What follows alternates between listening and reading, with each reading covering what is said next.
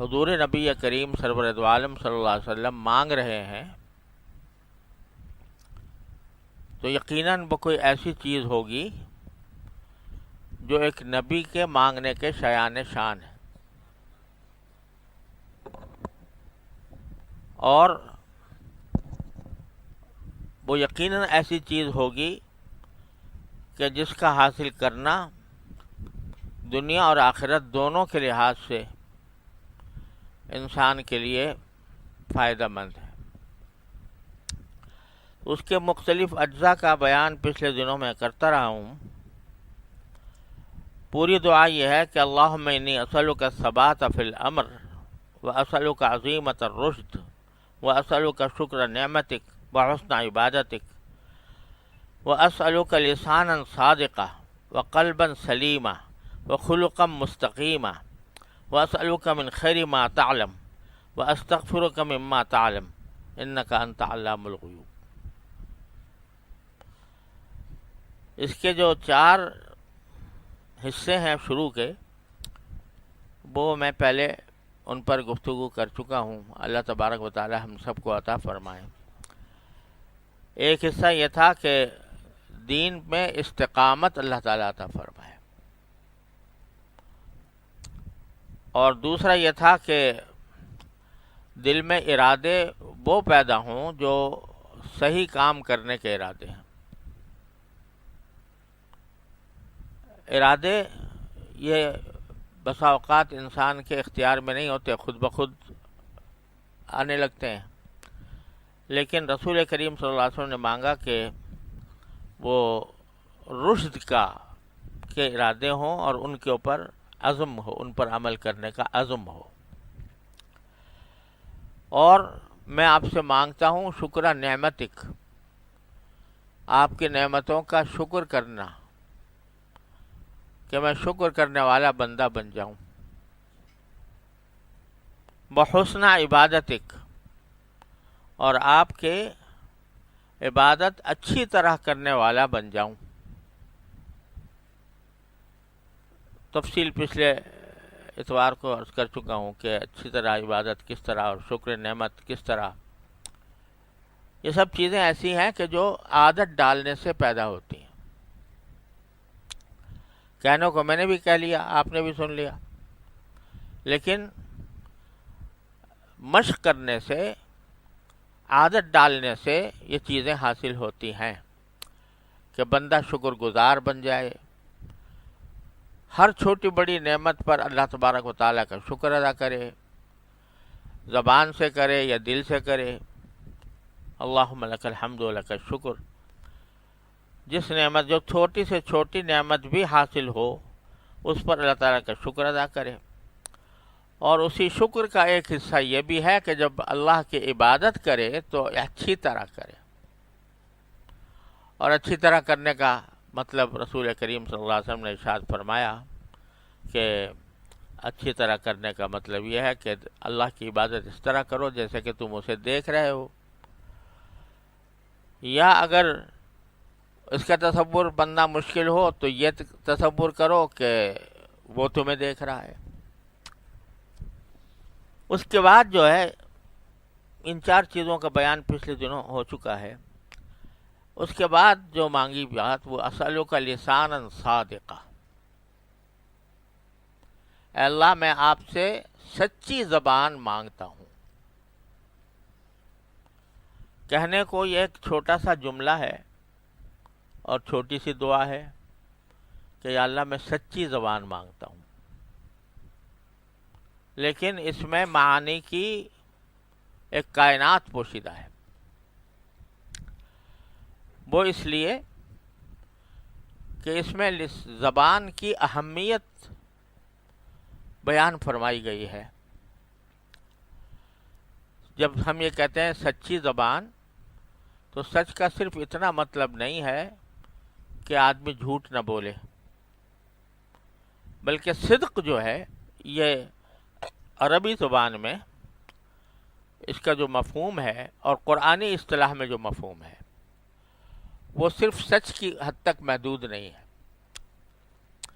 بلکہ اگر آسان لفظوں میں اس کو تعبیر کرنا چاہوں، صدق جس کو کہتے ہیں، صدق اور اخلاص دو لفظ ہیں جو بکثرت استعمال ہوتے ہیں، اور خاص طور سے تصوف میں، طریقت میں صدق بھی چاہیے اور اخلاص بھی چاہیے۔ تو صدق کیا ہے؟ صدق آسان لفظوں میں اگر میں اس کو تعبیر کروں تو اس کے معنی یہ ہے کہ جو بھی نیکی کی جائے یا جو بھی کام کیا جائے وہ اس طرح کیا جائے جیسا کرنا چاہیے، یہ معنی ہے صدق کے۔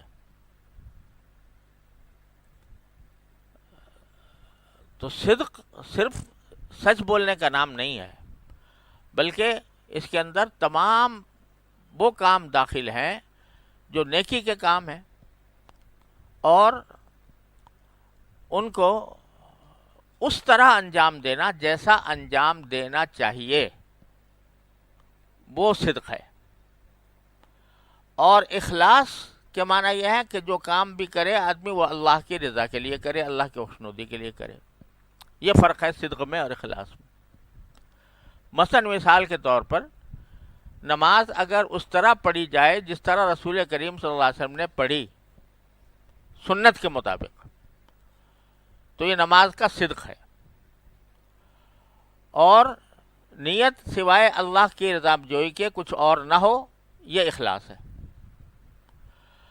ہر کام کے اندر یہ دو چیزیں ضروری ہیں، ایک یہ کہ طریقہ درست ہو، اور دوسرے یہ کہ وہ صرف اللہ کے لیے ہو۔ طریقہ درست ہو یعنی سنت کے مطابق ہو، زندگی کا ہر کام سنت کے مطابق ہو، یہ صدق ہے۔ دیکھو قرآن کریم میں سورہ بقرہ میں فرمایا کہ لیس البر ان تولوا وجوہکم قبل المشرق والمغرب ولکن البر من آمن باللہ والیوم الآخر وآتى المال على حبه ذوي القربى والیتامى والمساکین، آگے والموفون بعہدہم اذا عاہدوا والصابرین فی البأساء والضراء، آگے کیا ہے؟ وحین الباس، آگے پھر اولئک الذین صدقوا واولئک هم المتقون۔ یہ ساری چیزیں ذکر کی، ایمان اللہ پر، یوم آخرت پر، اور مال، باوجود کہ دل میں مال کی محبت ہے پھر بھی وہ مال اپنے رشتہ داروں پر خرچ کرے، انسان یتیموں پر خرچ کرے، مسکینوں پر خرچ کرے، اور جب کوئی عہد کرے تو اس عہد کو پورا کرے، اور جب کوئی مشکل آئے، مصیبت آئے، پریشانی آئے تو اس میں صبر کرے۔ یہ ساری باتیں کرنے کے بعد باری تعالیٰ فرماتے ہیں کہ اولئک الذین صدقوا، جو لوگ یہ کام کرتے ہیں وہ ہیں صدق والے، سچائی والے۔ تو شروع میں یہ فرمایا کہ نیکی صرف یہ نہیں ہے کہ تم اپنے چہرے مشرق کو کر لو یا مغرب کو کر لو، لیکن اصل نیکی یہ ہے کہ ان یہ اوصاف پیدا کرو، ایمان باللہ، ایمان بالآخرت، اور مال کی محبت کے باوجود کہ دل میں محبت ہے مال کی، کہ یار میں دن بدن زیادہ سے زیادہ میرے پاس مال ہوتا جائے اور میں گنتا رہوں اس کو، اور اس میں اگر کہیں کمی واقع ہو جائے گی تو مجھے نقصان ہوگا اور میرے دل پر آرے چلیں گے، اس کے باوجود مال کو وہ اپنے رشتہ داروں کو دیتا ہے، یتیموں کو دیتا ہے، مسکینوں کو دیتا ہے، اور جب کوئی عہد کرتا ہے تو عہد کی پاسداری کرتا ہے۔ اس میں سب سے بڑا عہد کیا ہے؟ اشہد ان لا الہ الا اللہ۔ سب سے بڑا عہد تو یہ ہے کہ میں اللہ کے سوا کسی کو معبود ماننے کو تیار نہیں، تو اس عہد کی پابندی کرتا ہے۔ والصابرین فی البأساء والضراء، اور تکلیف کی حالت میں، پریشانی کی حالت میں صبر کا مظاہرہ کرے۔ صبر کے کیا معنی؟ کہ آدمی اللہ تعالیٰ کی تقدیر پر راضی رہے، تکلیف ہو رہی ہے، صدمہ ہو رہا ہے، پریشانی ہو رہی ہے، لیکن اس بات پر راضی رہے کہ جو میرے اللہ نے میرے لیے مقدر کیا ہے وہی درست ہے۔ والصابرین فی البأساء والضراء۔ اور یہ اہل علم کو پتہ ہوگا کہ یہ جو منصوب ہے المفون بعہدہم اذا عاہدوا، اس پر عطف ہے والصابرین فی البأساء والضراء، یہ منصوب علی سبیل المدح کہلاتا ہے کہ یہ ان کی خاص طور پر تعریف کی صبر کرنے والوں کی، فی البأساء والضراء۔ ان کو فرمایا جو لوگ یہ اوصاف رکھتے ہیں، اولئک الذین صدقوا، وہ ہیں سچے لوگ، واولئک هم المتقون، اور وہی ہیں جو متقی ہیں۔ اور دوسری جگہ یہ فرمایا کہ یا ایھا الذین آمنوا کونوا مع الصادقین، اے ایمان والو صادقین کے ساتھی بن جاؤ۔ اور ہمارے حضرت مفتی محمد حسن صاحب رحمۃ اللہ علیہ فرماتے تھے کہ شاید انہوں نے حضرت حکیم الامت سے سنا کہ ترجمہ اس کا یہ ہے در حقیقت یا ایھا الذین آمنوا، کیسے ہے آیت، اتقوا اللہ وکونوا مع الصادقین، اللہ کا تقوی اختیار کرو اور صادقین کے ساتھ، لفظی معنی ہے ساتھ ہو جاؤ۔ تو حضرت اس کا ترجمہ کرتے تھے کہ صادقین کے ساتھ رہ پڑو، صادقین کے ساتھ رہ پڑو، یعنی ان کی طویل صحبت اختیار کرو تو اس کا نتیجہ ہے، یعنی حکم جب دیا کہ تقوی اختیار کرو، اس تقوی کیسے اختیار کریں تو اس کا طریقہ اگلی آیت میں بتا دیا، وَكُونُوا مَعَ الصَّادِقِينَ، سچوں کے ساتھی ہو جاؤ، صادقین کے ساتھی ہو جاؤ۔ اور صادقین کون ہیں؟ وہ جن کا ذکر سورہ بقرہ کے اندر فرمایا گیا۔ تو معلوم ہوا کہ صدق جو ہے وہ صرف زبان کی سچائی کا نام نہیں ہے، بلکہ صدق نام ہے ہر کام کو اس کے صحیح طریقے سے انجام دینے کا، سنت کے مطابق انجام دینے کا۔ وہی کام آپ سنت کے مطابق کرو گے تو اس کا ایک وزن ہے، اس کا زبردست وزن ہے، اللہ تعالیٰ کے یہاں مقبول ہے۔ لیکن وہی کام آپ سنت کے خلاف کرو گے تو اس کا کوئی وزن نہیں، اس کا کوئی حاصل نہیں، وہ بے وزن ہوتا ہے۔ اور یہی فرق ہے سنت میں اور بدعت میں، کہ سنت کے مطابق عمل کرے گا تو آدمی کو اس کا ثواب ملے گا، اس کا اجر ہوگا، اس کے نامہ اعمال میں اضافہ ہوگا۔ اور وہی کام بدعت کسی کے تحت کر لو، اپنی طرف سے کر لیا سنت کے خلاف، تو چاہے وہ دیکھنے میں عبادت نظر آ رہا ہو، حقیقت میں وہ عبادت بھی نہیں، نہ صرف عبادت نہیں بلکہ بدعت ہے اور ناجائز ہے۔ اب قرآن کریم پڑھ کر بخشنا کسی اپنے میت کو، یہ بڑی عبادت ہے۔ اور اس کا مسنون طریقہ کیا ہے کہ بھئی بے تکلف جس وقت بھی طبیعت میں آئے قرآن کریم کی تلاوت کرو اور اپنے کسی میت کو بخش دو۔ لیکن آپ نے اس کے لیے کچھ اپنا ایک نیا اپنا طریقہ ایجاد کر لیا کہ بھئی تیسرے روز جمع ہوں گے اور اس میں یہ کام کریں گے۔ اب یہ اپنی طرف سے ایک قید کا اضافہ کر لیا، تو یہ درست نہ رہا۔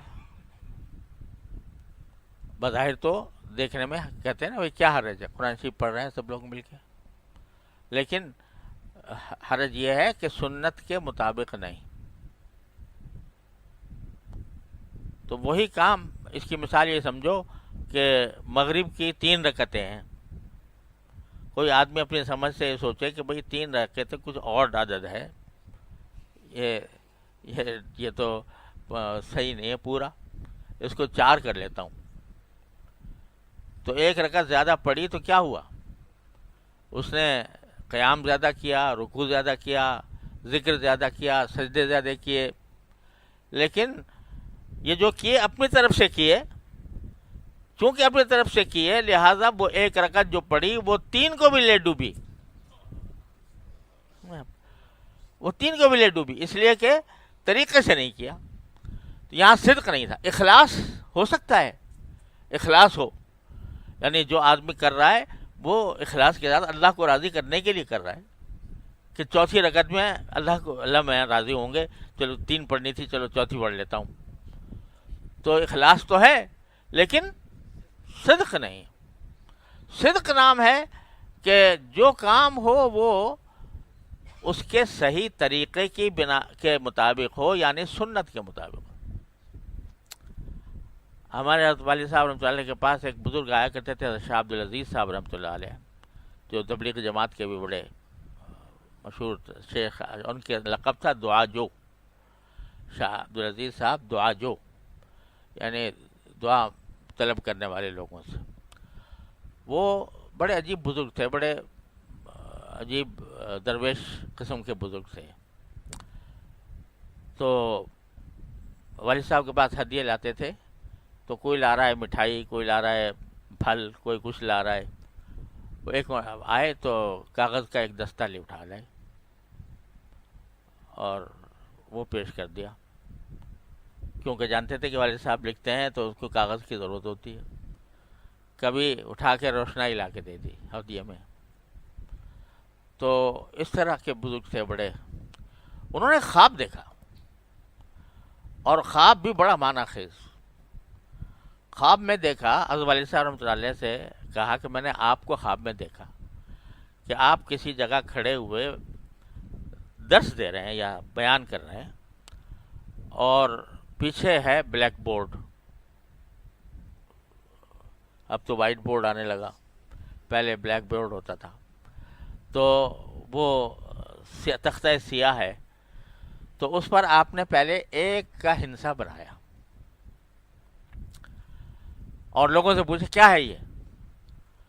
لوگوں نے کہا یہ ایک ہے. اب دائیں طرف ایک نقطہ اور بڑھا دیا، ایک نقطہ بڑھا دیا. پوچھا اب کیا ہو گیا؟ کہ 10 ہو گئے. پھر ایک بڑھا دیا، اب کیا ہو گیا؟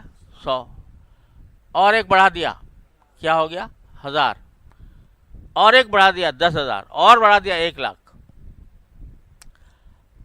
اب مٹا دیے وہ سارے نقطے اور وہی نقطے بائیں طرف لگانے شروع کیے. تو جب ایک کے بائیں طرف نقطہ لگایا تو کیا ہوا؟ وہ 0.1، یعنی ایک سے گھٹ کے وہ 10واں حصے پہ آ گیا. اور لگا دیا تو 0.01، تو وہ 100واں حصہ بن گیا. تو فرمایا کہ جتنے نقطے دائیں طرف لگ رہے ہیں یہ سنت ہے، اور جتنے نقطے بائیں طرف لگ رہے ہیں یہ بدعت ہے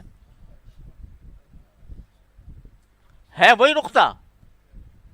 نقطہ وہی ہے، لیکن دائیں طرف لگا تو سنت اور بائیں طرف لگا تو بدعت. یہ کہتے ہیں میں نے خواب میں آپ کو دیکھا کہ آپ اس طرح لوگوں کو سمجھا رہے ہیں، اور واقعی سمجھانے کا بھی عجیب طریقہ. تو صدق کے معنی ہے سنت کے مطابق عمل کرنا. کوئی بھی کام کرے انسان تو وہ اس کے صحیح طریقے کے مطابق ہو تو صدق ہے. اور مطلوب دونوں چیزیں ہیں، صدق بھی اور اخلاص بھی. تو بسا اوقات اخلاص ہوتا ہے لیکن صدق نہیں ہوتا.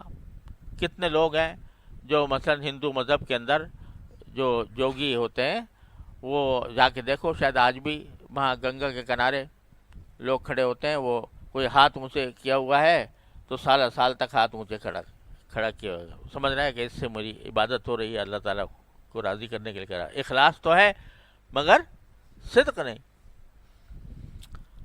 اور کوئی ہے وہ سانس روکے بیٹھا ہے، جتنا زیادہ لمبا سانس روکے گا اتنا ہی وہ عبادت گزار سمجھا جائے گا. غلط طریقے لوگوں نے عبادتوں کے اختیار کر رکھے ہیں. چاہے وہ دل میں اخلاص ہو کہ چاہتے ہوں اللہ ہی کو راضی کرنا، لیکن طریقہ درست نہیں ہے. لہذا قرآن نے فرمایا انبئکم بالاخسرین اعمالا، کیا بتاؤں تمہیں کہ سب سے زیادہ خسارے میں کون لوگ ہیں؟ الذین،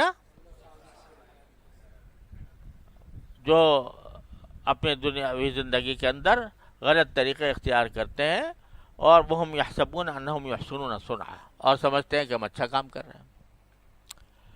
تو صدق میں کہنا یہ چاہ رہا تھا کہ لساناً صادقاً جب مانگا کہ یا اللہ مجھے صادق زبان عطا فرما، تو اس کے کیا معنی کہ زبان کی جو نعمت اللہ تبارک و تعالیٰ نے مجھے عطا فرمائی ہے، اس کو میں اسی کام میں استعمال کروں جس کام کے لیے وہ پیدا کی گئی ہے،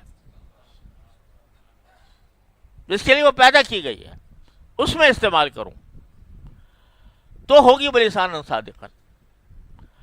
اب دیکھو، ہم تو چونکہ بے مانگے مل گئی ہے زبان، نہ ہمیں کوئی اس کے لیے تگ و دو کرنی پڑی، نہ پیسے خرچ کرنے پڑے، نہ کوئی محنت اٹھانی پڑی، بچپن سے اللہ نے دے دی اور اس خود ہی سکھا دیا، خود ہی سکھا دیا کہ زبان کا کیا مصرف ہے۔ پہلے بولنا آتا نہیں تھا، رفتہ رفتہ کر کے بولنا سیکھا، تتلا کے بولنے لگے، تتلا کے بولنے کے بعد پھر سیدھے صاف ستھرے بولنے لگے۔ اس کام میں نہ کوئی کسی تربیت گاہ میں جانا پڑا، نہ کسی استاد کی ضرورت پڑی، نہ کسی معلم کی ضرورت پڑی۔ اللہ تعالیٰ نے خود بخود سب سکھا دیا کہ زبان کو یوں حرکت دو گے تو اس کا یہ مطلب ہوگا، بولنا سکھا دیا، خود ہی سکھا دیا۔ اگر یہ نعمت ایک لمحے کے لیے بھی کسی وقت چھن جائے، آپ تصور کرو کہ آدمی بولنا چاہ رہا ہے لیکن بول نہیں سکتا، اپنی بات دوسرے تک پہنچا نہیں سکتا، اپنے دل کی بات ظاہر نہیں کر سکتا، تو کتنی بڑی مصیبت ہوگی۔ اگر قوت گویائی سلب ہو جائے،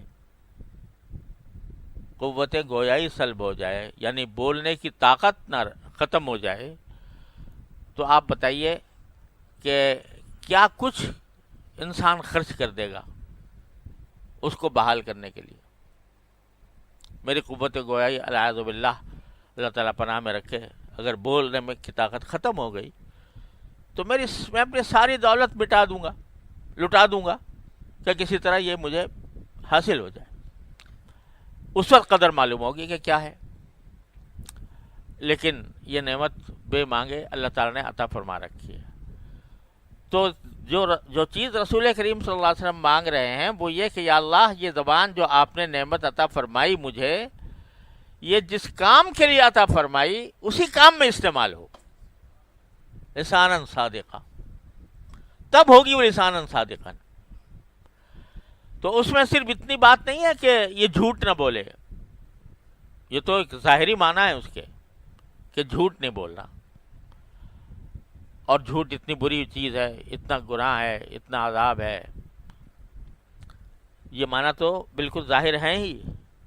لیکن اس میں زبان کے جتنے گناہ ہیں وہ سارے کے سارے ان سے حفاظت کی دعا ہو گئی۔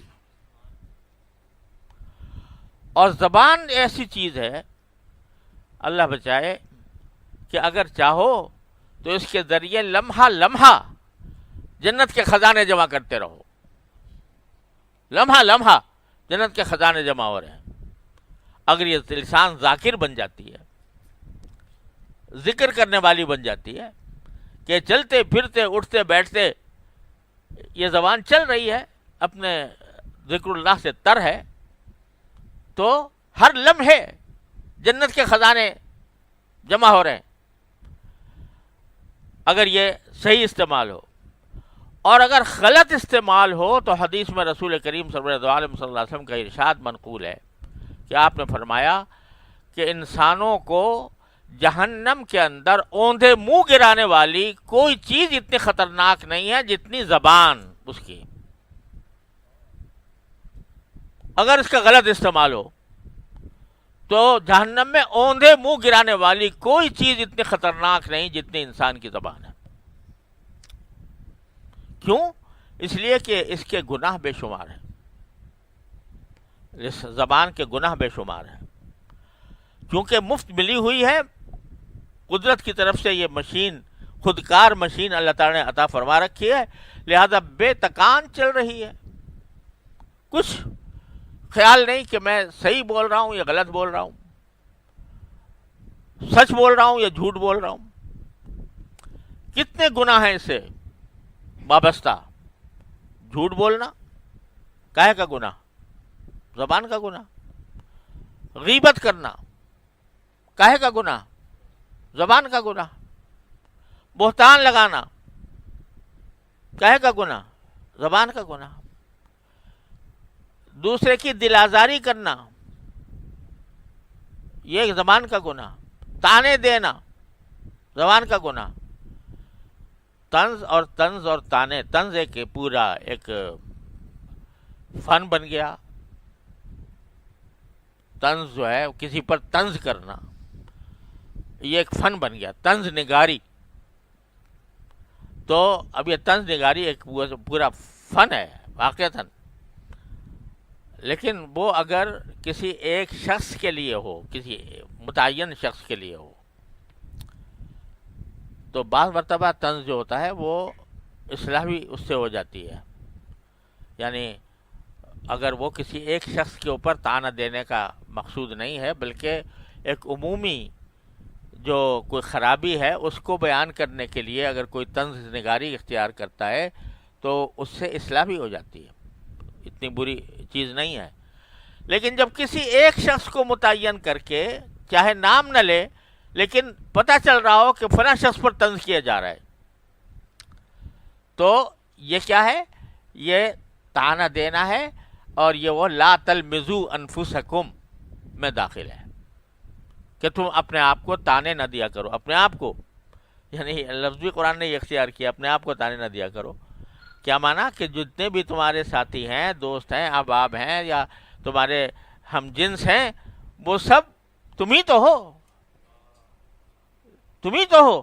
لہذا اگر کسی کو تم طعنے دے رہے ہو تو گویا در حقیقت اپنے آپ کو دے رہے ہو، کیونکہ تمہارا ہی ہم جنس ہے، تمہارا ہی ساتھی ہے، تمہارا ہی دوست ہے، تمہارے بنی نوع انسان سے تعلق رکھتا ہے. طعنے نہ دیا کرو. تو طنز اگر کسی شخص، خاص طور پر کسی کا اس طرح تصور کر کے یا اس طرح اس کا ذکر کر کے کہ چاہے وہ صراحتاً اس کا نام نہ ہو لیکن لوگ اس کا مطلب سمجھ جائیں کہ یہ کس پر طنز کیا جا رہا ہے، وہ زبان کا گناہ ہے. تو یہ اسی طرح یہ فرمایا رسول کریم صلی اللہ علیہ وسلم نے کہ کفا بالمرء کذبا ان یحدث بکل ما سمع. انسان کے جھوٹا ہونے کے لیے یہ بات کافی ہے کہ جو بات بھی سنے اس کو آگے پھیلا دے تحقیق کیے بغیر. باتیں کہیں سے کان میں پڑ گئی کسی کے، تو کسی کی طرف سے نہ اس کی تحقیق کی، نہ اس کے بارے میں دلیل پوچھی، نہ اس کا جو ماخذ ہے، سورس ہے، وہ کہیں معلوم کرنے کی کوشش کی کہ یہ بات کہاں سے آئی ہے، صحیح ہے وہ ماخذ یا نہیں ہے، اور بات کو آگے بڑھا دیا. افواہ ترازی اور افواہ سازی کہ افواہیں پھیلانا اور بغیر تحقیق کے باتوں کو آگے چلتا کر دینا، یہ زبان کا رسول کریم صلی اللہ علیہ وسلم فرماتے ہیں کہ یہ جھوٹا ہونا ہے. یہ جھوٹ کے مرادف ہے. اب آج ذرا دیکھو اپنے معاشرے پر گرد و پیش پر نظر ڈال کے دیکھو، خاص طور سے جب سیاسی تبصرے ہو رہے ہوں تو بس ساتھ خون معاف ہے. پھر کوئی کسی کی نہ عزت ہے، نہ کسی کا احترام ہے، نہ تہذیب ہے، نہ شائستگی ہے. اور اس صورت میں جو خبر مل جائے اپنے کسی مخالف کی، غلط یا صحیح، تحقیق کیے بغیر وہ اس کو آگے چلتا کر دیا. اول تو بھائی تمہاری ضرورت کیا ہے؟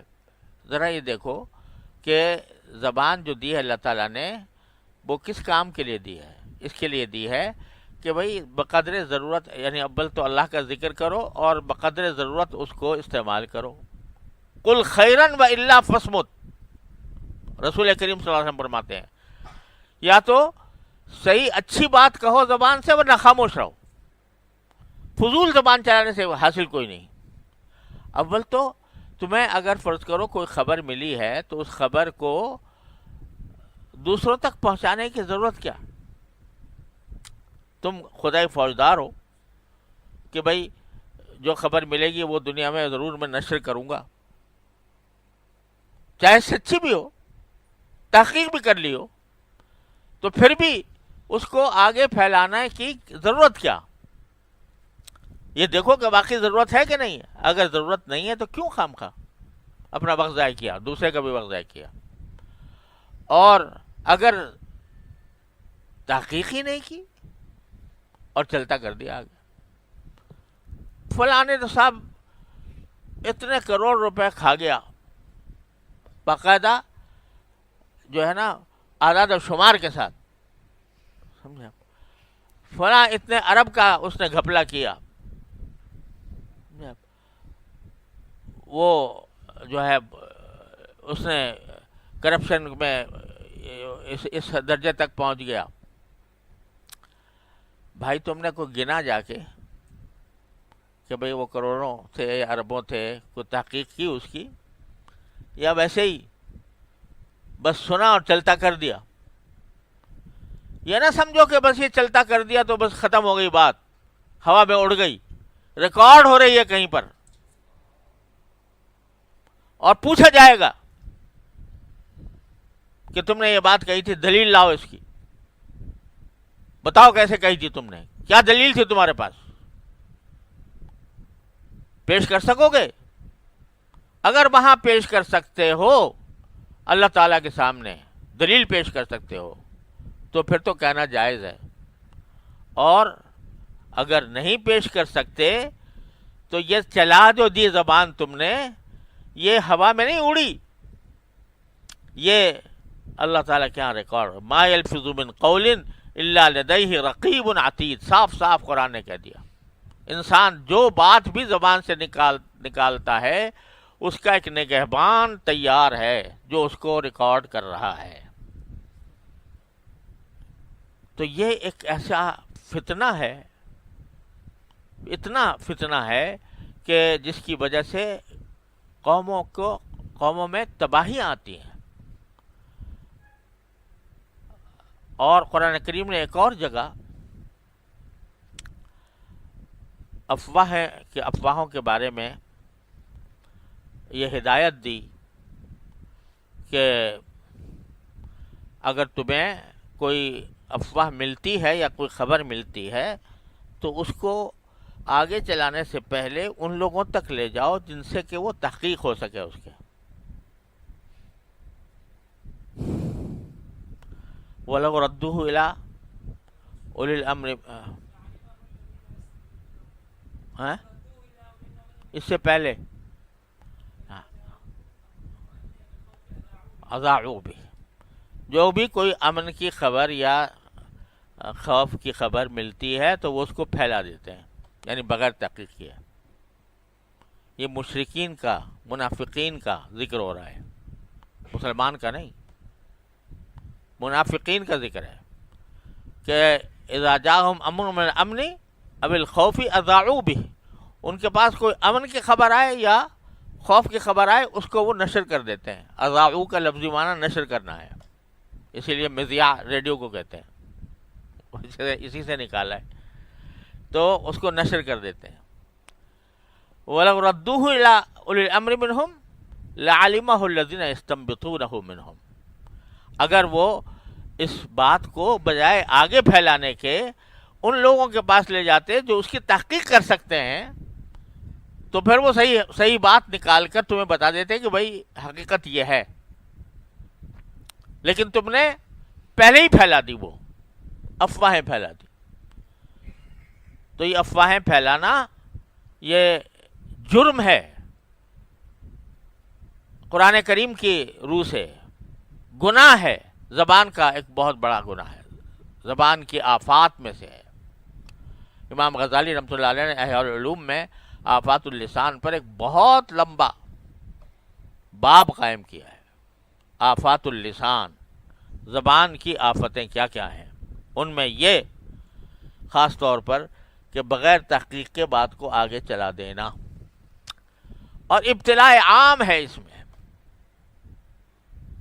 آج کل خاص طور پر سیاسی تبصرے ہیں، قوم جو ہے دو حصوں میں بٹی ہوئی ہے، کوئی اس طرف ہے کوئی اس طرف ہے، جو کسی مخالف کے بارے میں کوئی خبر آتی ہے تو بس اس کو آگے چلتا کر دیا، یہ ہمارے چونکہ ہمارا مخالف ہے، اس کے خلاف فضا پیدا ہوگی تو لاؤ یہ اس کو میں آگے بڑھا دوں، تحقیق کرنے کی ضرورت نہیں۔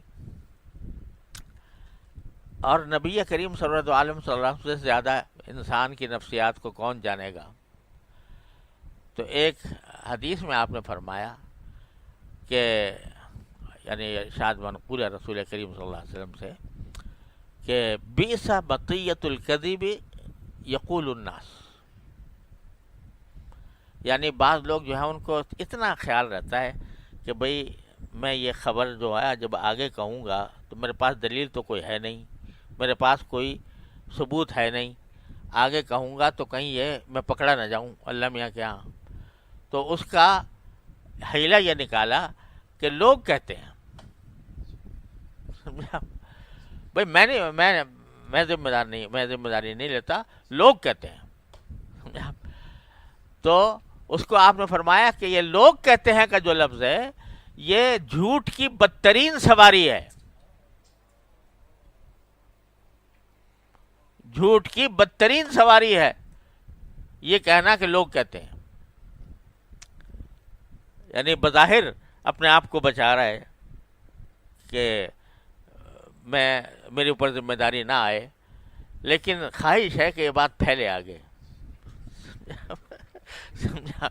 طبیعت میں یہ ایک خواہش ہے کہ یہ بات آگے پھیلے، اس پھیلنے سے میرا جو موقف ہے وہ اس کو تقویت ملے گی یا کیا ہوگا جو بھی کچھ، لیکن طبیعت میں ایک خواہش ہے کہ یہ پھیلے۔ تو اب اگر براہ راست کہے تو کہتے ہیں کہیں میں پکڑا نہ جاؤں، ذمہ داری میرے اوپر آ جاتی ہے، وہ ذمہ داری لوگوں پہ ڈال دی۔ اس کو سرکار دو عالم صلی اللہ علیہ وسلم فرماتے ہیں کہ یہ جھوٹ کی بدترین سواری ہے، یعنی جھوٹ جو ہے اس کو ایک اپنا اس کو حاصل کرنے کے لیے ایک سواری لے لی، اگر خود سے بولتا جھوٹ تو کچھ اور ہوتا، یہ اس سواری کر رہا ہے یقول الناس کہہ کر کہ لوگ یوں کہتے ہیں۔ آپ ذرا اندازہ کرو کہ نبی کریم صلی اللہ علیہ وسلم کے ان ارشادات پر آج عمل شروع ہو جائے تو کتنے جھگڑے، کتنے تنازعات، کتنے فساد، کتنے فتنے ختم ہو جائیں خود بخود۔ یہ پیدا اسی سے ہو رہے ہیں کہ لسان صادق نہیں ہے، لساناً صادقاً مانگ رہے ہیں سرکار دو عالم صلی اللہ علیہ وسلم کہ مجھے صادق سچی زبان عطا فرما، یعنی ایسی زبان عطا فرما جو وہی کام کرے جس کے لیے آپ نے اسے پیدا کیا، اور اس کام سے بچے جس کے لیے آپ نے اس کو پیدا نہیں کیا۔ جھوٹ بولنے کے لیے نہیں بنائی گئی یہ زبان، غیبت کرنے کے لیے نہیں بنائی گئی، بہتان ترازی کے لیے نہیں بنائی گئی، دل آزاری کے لیے نہیں بنائی گئی، طنز و تشنیع کے لیے نہیں بنائی گئی، طعنوں کے لیے نہیں بنائی گئی، اور گالی دینے کے لیے نہیں بنائی گئی۔ سباب المسلم فسوق وقتالہ کفر، کسی مسلمان کو گالی دینا فسق ہے۔ فسق کے معنی کیا؟ نافرمانی اللہ کی۔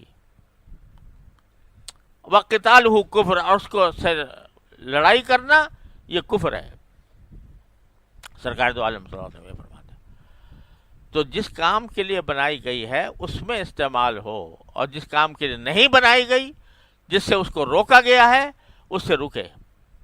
اور سیدھی سی اس کی طریقہ آسان جو بتایا سرکار دو عالم صلی اللہ علیہ وسلم نے کہ وہ یہ قل خیرن والا فصمت، سیدھی سی بات، یا تو بھلائی کی بات کرو ورنہ خاموش رہو۔ تو یہ جو کثرت کلام ہے، بہت زیادہ بولنا، یہ پھر آخر کہیں نہ کہیں لے جا کے آدمی کو جہنم کے گڑھے میں ڈال دیتے ہیں، کثرت کلام۔ اسی واسطے حضرات صوفیاء کرام کے ہاں جب کوئی اصلاح کے لیے جاتا ہے تو اس میں جن چیزوں کی تقلیل کا مجاہدہ کرایا جاتا ہے، تقلیل طعام، تقلیل منام، تقلیل کلام، یعنی بات کم کرو۔ یہ زبان جو چل رہی ہے دن رات صبح شام کانچے کی طرح، اس کے اندر کوئی، اس کے اوپر کوئی رکاوٹ نہیں ہے، یہ کسی نہ کسی وقت جا کے کسی جہنم کے گڑھے میں ڈال دے گی۔ لہذا بات کم کرو، ضرورت کے وقت کرو، ورنہ خاموش رہو۔ حدیث میں سرکار دو عالم صلی اللہ علیہ وسلم فرماتے ہیں ورنہ خاموش رہو۔ اور جب کچھ بولنے لگو تو بولنے سے پہلے چند لمحوں کے لیے سوچ لو کہ یہ میں جو بول رہا ہوں یہ آیا زبان کا صحیح استعمال ہے یا غلط ہے۔ حضرت امام شافعی رحمۃ اللہ علیہ سے منقول ہے کہ جب کوئی شخص ان سے کوئی مسئلہ پوچھتا تو قدرے توقف کر کے تھوڑی دیر رک جاتے تھے، خاموش رہتے تھے، پھر جواب دیتے تھے۔ تو کسی نے پوچھا کہ حضرت آپ کا یہ معمول دیکھا ہے کہ جب کوئی مسئلہ پوچھتا ہے آپ سے، حالانکہ وہ مسئلہ واضح ہوتا ہے، کوئی سوچنے کی بھی اس میں ضرورت نہیں ہوتی، لیکن آپ تھوڑی دیر خاموش رہتے ہیں پھر جواب دیتے ہیں، تو کیوں ایسا کرتے ہیں؟ یہ وقفہ کیوں کرتے ہیں؟ تو حضرت امام شافعی رحمۃ اللہ نے فرمایا کہ اس وقفے میں میں اپنے آپ کو جہنم اور دوزخ کے اوپر پیش کرتا ہوں۔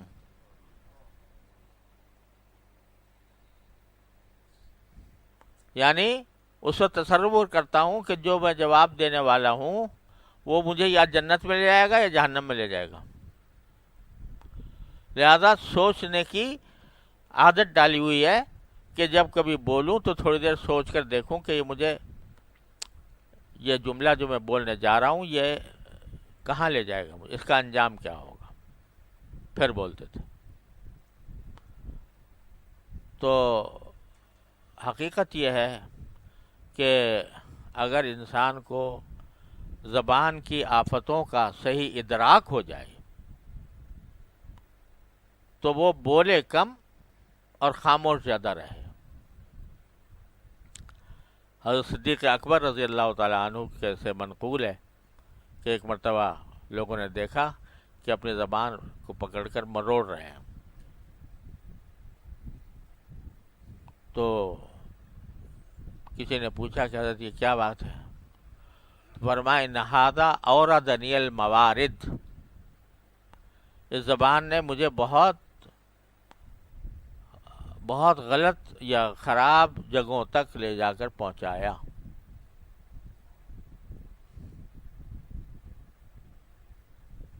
حضرت ابو ذر غفاری رضی اللہ تعالیٰ عنہ جیسے درویش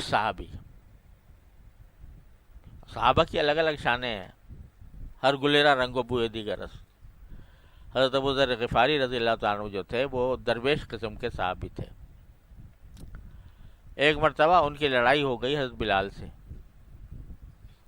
حضرت بلال حبشی رضی اللہ تعالیٰ عنہ سے۔ لڑائی سے مراد یہ کہ کچھ تو میں ہو گئی، تو حضرت ابو ذر غفاری نے حضرت بلال کو، چونکہ وہ حبشہ کے تھے تو سیاہ فام تھے، رنگ کالا تھا، تو ان کو یبن السودا کہہ کر پکار لیا، جس کے معنی یہ کہ کالی کلوٹی کے بیٹے، کالی کلوٹی کے بیٹے تم میرے ساتھ اس طرح کی بات کر رہے ہو۔ تو یبن السودا کہہ کر پکارا۔ حضرت بلال نے جا کے رسول کریم صلی اللہ علیہ وسلم سے ذکر کیا کہ مجھے یہ کہا انہوں نے۔ تو ابو ذر غفاری رضی اللہ عنہ کو بلایا سرکار دو عالم صلی اللہ علیہ وسلم نے اور فرمایا انک امرؤ فیک جاہلیہ، تم ایسے انسان ہو کہ تمہارے اندر ابھی تک جاہلیت باقی ہے، جاہلیت باقی ہے۔ اعیرتہ بامہ، اس کی ماں کے ذریعے کا نام لے کر تم اس کو عار دلا رہے ہو۔ انک امرؤ فیک جاہلیہ، تمہارے اندر جاہلیت ہے۔ حضرت ابو ذر غفاری نے سن کے، اس سے پہلے ان کو پتہ نہیں تھا کہ بھائی یہ بھی کوئی گناہ کی بات ہوتی ہے، تو اس واسطے انہوں نے کہا کہ کیا افی حاضر سنی یا رسول اللہ، یا رسول اللہ کیا میں اس عمر میں پہنچ گیا، اتنا بوڑھا ہو گیا، تب بھی میرے اندر جاہلیت باقی ہے؟ آپ نے فرمایا ہاں تیرے اندر جاہلیت باقی ہے، یہ تم نے جو آر دلائی اس کو کالی کلوٹی کا بیٹا کہہ کر۔ بس پھر کیا تھا، حضرت ابو ذر غفاری جو ہیں وہاں سے نکلے، اٹھے اور مسجد نبوی سے باہر آئے اور زمین پر لیٹ گئے اور کہا اس وقت تک نہیں اٹھوں گا جب تک بلال میرے رخسار کے اوپر پاؤں آ کر نہ رکھ دے گا۔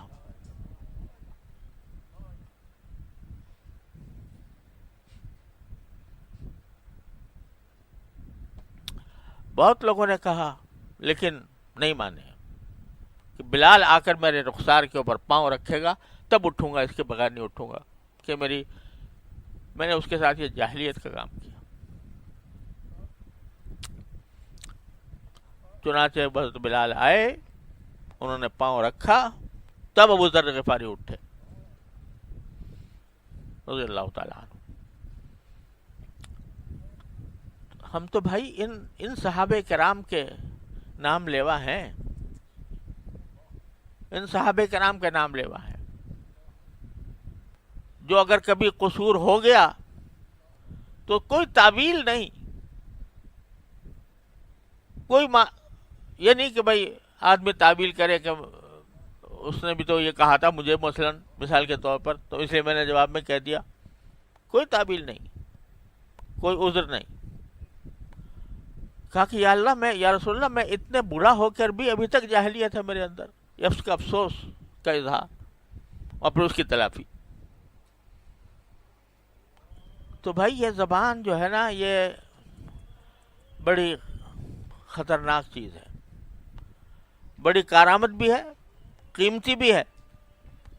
اس زبان کی بدولت ایک آدمی جہنم کے 7ویں طبقے سے نکل کر جنت کے اعلیٰ ترین طبقے تک پہنچ جاتا ہے۔ اشہد ان لا الہ الا اللہ اشہد ان محمد رسول اللہ کہا اور مر گیا، نہ نماز پڑھی، نہ روزہ رکھا، نہ کچھ کیا، صرف اشہد ان لا الہ الا اللہ اشہد ان محمد رسول اللہ کہہ کر ختم ہو گیا۔ کئی واقعات ہیں اس کے تاریخ میں، تو نہ نماز پڑھی، نہ روزہ رکھا، نہ کوئی سجدہ کیا، سیدھا جنت میں گیا زبان کی بدولت۔ تو یا اس کو استعمال کر لو صحیح طریقے پر، اللہ کے ذکر میں استعمال کر لو، کیوں خالی رکھو اس کو؟ یہ مشین اللہ نے دی، کیوں خالی رکھا اس کو اللہ کے ذکر میں استعمال کرو، چلتے پھرتے اٹھتے بیٹھتے۔ اور پھر اس کو اتنا زیادہ استعمال نہ کرو کہ یہ جا کر تمہیں کسی گھاٹ میں گرا دے۔ اللہ تعالیٰ اپنے رحمت سے، اپنے فضل و کرم سے ہماری زبانوں کی حفاظت فرمائے اور اپنے رحمت سے ہماری زبان کو صحیح جگہ پر استعمال کرنے کی توفیق عطا فرمائے۔ اللہم انی اسألک لسانا صادقا، یہ یاد کر لو دعا، اللہم انی اسألک لسانا صادقا۔ وصلی اللہ تعالیٰ علی خیر خلقہ۔